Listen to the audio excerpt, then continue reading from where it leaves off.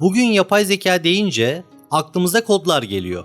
İşlemciler, algoritmalar, gelişmiş robotlar, konuşmamızı anlayan asistanlar, hatta karar verebilen makineler. Ama dur, şimdi anlatacaklarım bildiklerini unutturabilir. Bir zamanlar kaybolmuş bir şehirde kendi kendine şarap dolduran bir düzenek vardı. 1000 yıl önce bir robot misafirlere çay ikram ediyordu. 3000 yıl önce ise bronzdan yapılmış dev bir savaşçı düşman gemilerine taş atıyordu. Hayır, bunlar bilim kurgu değil. Bu unutulmuş bir mühendisliğin gerçek hikayesi. Mermerin, bronzun ve suyun hüküm sürdüğü çağlarda insanlar sadece tanrılara dua etmiyordu. Tanrılar gibi yaratmak da istiyordu. Bir tapınak kapısı dokunulmadan sadece yaklaştığında açılıyordu. Bir kuş heykeli su buharıyla öterken kanat çırpıyordu. Bir kukla vakti geldiğinde ayağa kalkıyor, konuşuyordu. Bunlar sadece efsane değildi. Bunlar hayal gücünün çarklarla, borularla ve kaldıraçlarla can bulduğu ilk andı. Çünkü insanlık çok uzun zaman önce sormaya başlamıştı. Cansız bir şeye nasıl can verebilirim? Ve bu soru yüzyıllar boyunca İskenderiye'de, Cizre'de, Floransa'da yankılandı. Sessiz ama kararlı bir şekilde. Şimdi seni Antik Yunan'dan Çin'e, İskenderiye'den Mezopotamya'ya, İslam dünyasından Rönesans'a kadar uzanan bir yolculuğa çıkarıyorum. Ve bu yolculukta göreceğiz ki robotlar modern çağın buluşu değil. Onlar insan aklının binlerce yıl önce kurduğu bir hayalin ürünü. Ve belki de bu hayal hala devam ediyor. Hazırsan başlayalım. Şimdi duyacakların geçmişin tozlu sayfalarına saklanmış ama geleceğin yolunu çizmiş sessiz bir devrimin hikayesi. İnsan hep yukarı baktı. Tanrılara, yıldızlara ve en sonunda tıpkı onlar gibi bir güç olmanın hayalini kurdu. Ama bu sadece ibadetle sınırlı değildi. İnsan aslında şunu istiyordu. Bir varlık yapmak, kendi elleriyle hareket eden, hatta belki de düşünebilen bir şey yaratmak. Bu fikir tarih kitaplarında başlamadı. Efsanelerde doğdu.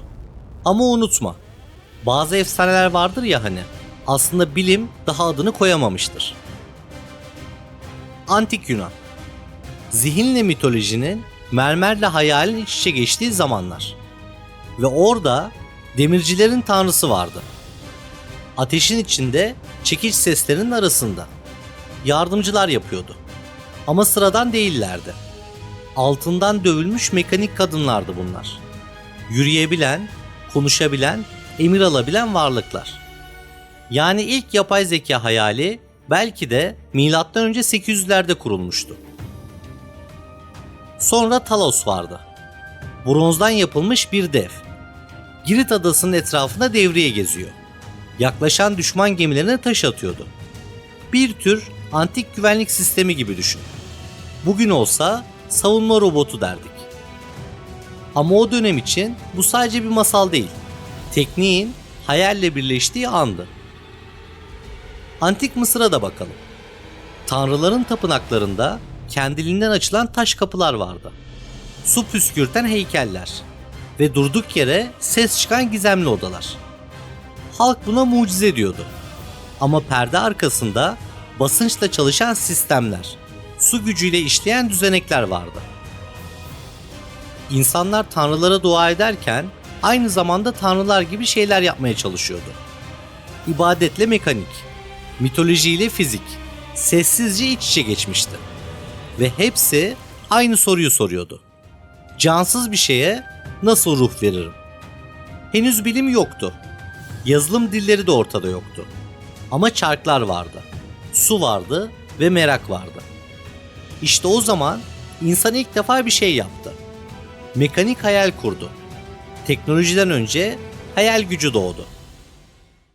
Bir zamanlar kelimelerle felsefe yapılırken eller makinelerle uğraşıyordu.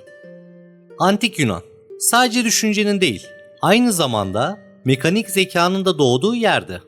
Ama o zeka bugün kullandığımız gibi elektrikle değil, su ile, iplerle, yer çekimiyle çalışıyordu. Ve bu fikrin ilk kıvılcımı M.Ö. 3. yüzyılda İskenderiye'de atıldı.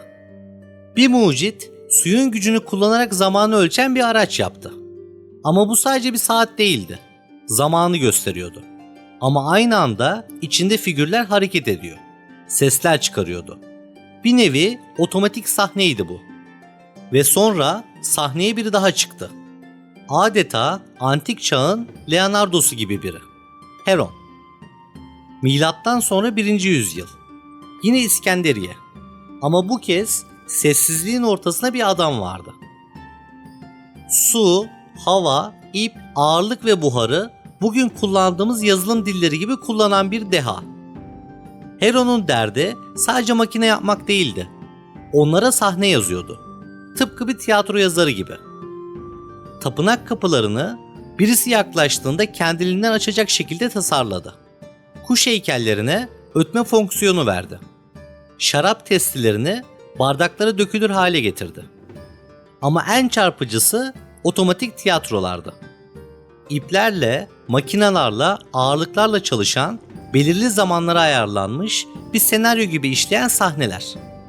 Bugün olsa kodu fizik diliyle yazılmış derdik.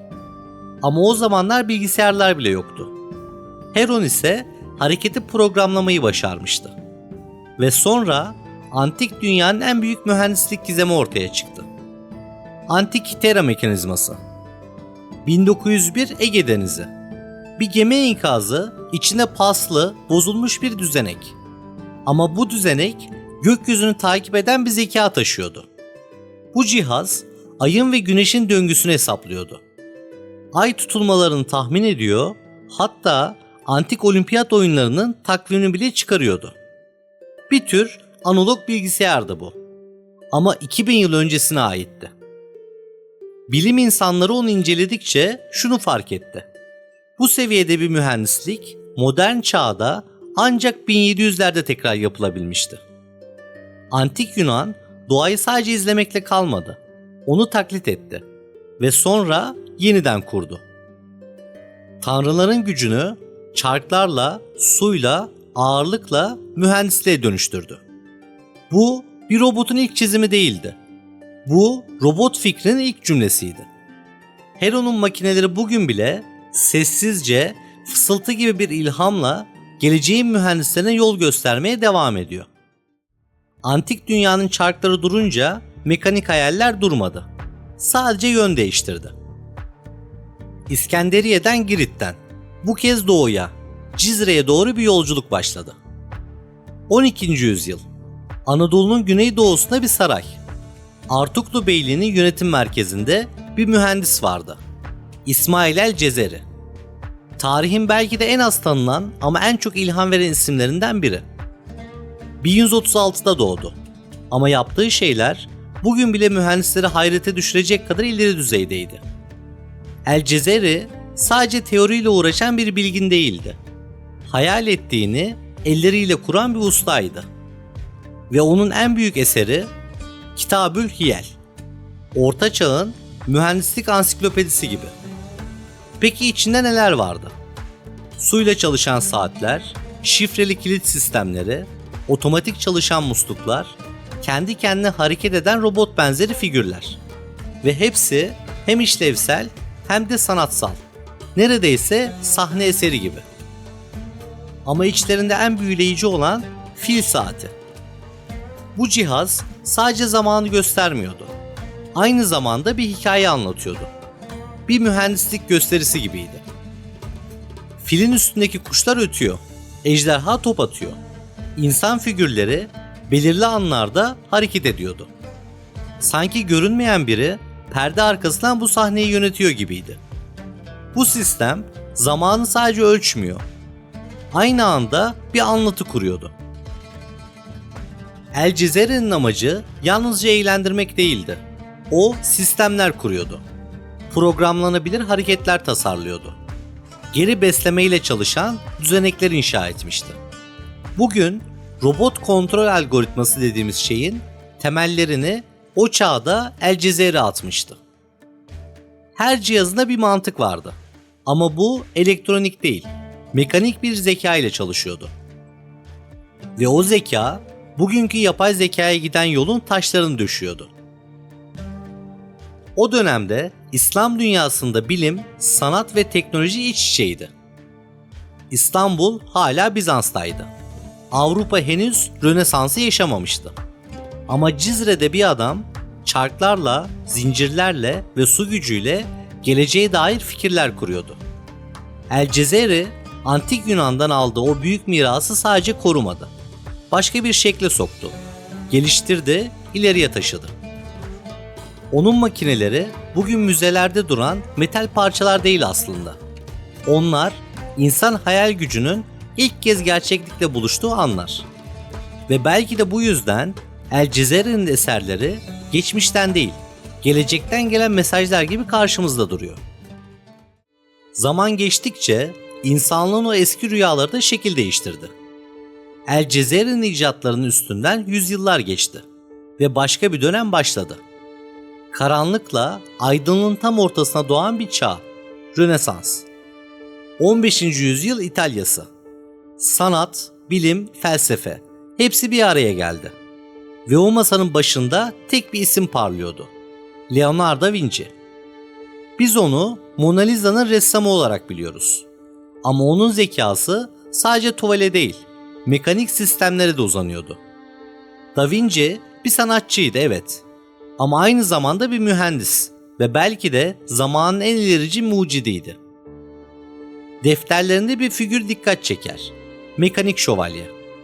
Metal bir beden, eklemleri oynayabiliyor. Oturup kalkabiliyor, hatta çenesini bile hareket ettirebiliyordu. Bu sadece bir çizim değildi. Bu, insana benzeyen bir makine kurma hayalinin Rönesans'taki yankısıydı. Da Vinci, insan vücudunu parçalara ayırarak inceliyor ve bu sistemi aynen modellemeye çalışıyordu. Tıpkı bir robotun iç mekanizmasını anlamaya çalışır gibi. Ama asıl büyük sıçrama 18. yüzyılda yaşandı. Artık sadece hayal kurulmuyordu. Mekanik hayaller gerçeğe dönüşmeye başlamıştı. Sahneye Fransız mucit Jacques de Vaucanson çıktı. Ve o sahne gerçek anlamda bir gösteriydi. Yaptığı makineler sadece hareket etmiyordu. Aynı zamanda görev yapabiliyordu. Bir flütçü vardı. Nefes alıyor, notalara basıyor, müzik çalıyordu. Bir davulcu ritim tutuyor, ton değiştiriyordu. Ama en şaşırtıcı olan mekanik bir ördekti. Bu ördek başını sallamakla kalmıyordu.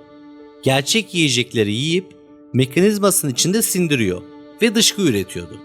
Evet, yanlış duymadın. Dönemin tanımıyla fonksiyonel bir organizma. Vaucanson sadece bir mühendis değildi. O bir sahne ustasıydı. İnsan bedenini ve makineyi birbirine bağlayan bir köprü kuruyordu. Ve o köprü bugün biyomekanik dediğimiz bilimin temelini atıyordu. Bu otomatlar bugünkü anlamda birer robot olmayabilir. Ama programlama fikri, hareketin hassas kontrolü, insana benzer sistemler kurma arzusu tam da bu dönemde şekillendi. Tüm bu makineler insanın doğaya, tanrılara benzemeye çalışmasının metal ve çarkla yapılmış yansımalarıydı. Rönesans sadece sanatın değil, mekanik zekanın da yeniden doğuşuydu. Ve bu kez hayaller artık sadece kağıt üstünde kalmıyordu. Gerçekten çalışan makinelere dönüşüyordu. Binlerce yıllık bir hayalin peşinden gittik. İnsanlığın en sessiz ama en ısrarcı düşlerinden birini izledik. Bronz çağın efsanelerinden altın çağın mühendislik harikalarına. Oradan buharla çalışan ördeklere, çarklarla yazılmış tiyatrolara kadar geldik. Ve bu yolculuk bize tek bir gerçeği gösterdi. İnsan hep can vermek istedi. Ama sadece ete, kana değil, metale, tahtaya, buhara, hatta satırlara da. Her çark bir hücre gibiydi. Her ip bir sinir ağı. Her fikir insana benzeyen makineler kurma hayalini biraz daha yaklaştırdı bizi. Bugün elimizin altındaki yapay zekalar, yüz tanıyan sistemler, kendi kararlarını veren robotlar. Belki de Leonardo'nun defterine çizdiği bir çizgiden, El Cezeri'nin akan suyla çalıştırdığı sistemlerden, Hero'nun açtırdığı o kapılardan doğdu. Ama asıl soru şu: biz gerçekten bir devrim mi yaşıyoruz? Yoksa Binlerce yıldır taş taş üstüne konarak örülmüş bir hayalin doğal bir sonucu mu bu? Çünkü eskiden adına otomat deniyordu. Şimdi yapay zeka diyoruz. Ama özünde hep aynı şeyi arıyoruz. Cansız bir yapıya bilinç vermek. Bir düzene irade katmak. Bir sisteme ruh üflemek. Ve bu yolculuk daha bitmedi. Belki de asıl şimdi başlıyor. Çünkü artık çarkların yerini kodlar aldı. Su yerine veri akıyor. Ama hayal gücü o hala aynı. Aynı merakla, aynı tutkuyla yanıyor içimizde. Geçmişin tozlu sayfalarında bulduğumuz izler şimdi bize geleceğin yönünü gösteriyor. Ve biz de az sonra da bu izleri takip etmeye devam edeceğiz. O yüzden bir sonraki bilinmeyen keşfe kadar sorgulamaktan hiç vazgeçmeyin. Gördüğünüzle yetinmeyin ve her zaman az sonra ne olabilir diye merak etmeye devam edin.